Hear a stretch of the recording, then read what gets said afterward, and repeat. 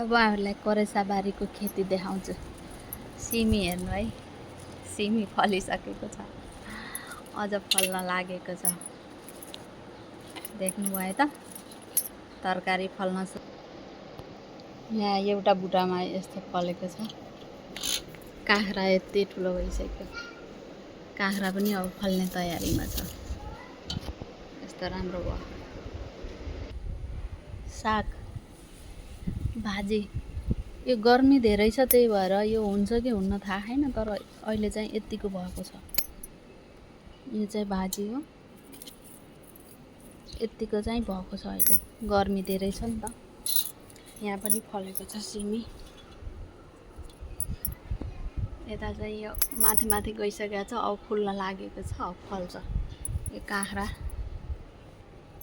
एक मारे कति राम्रो भएको छ। यो चाहिँ फल्न लाहा अब। यो यतिको सानो भएको छ, भर्खर फल्दैछ।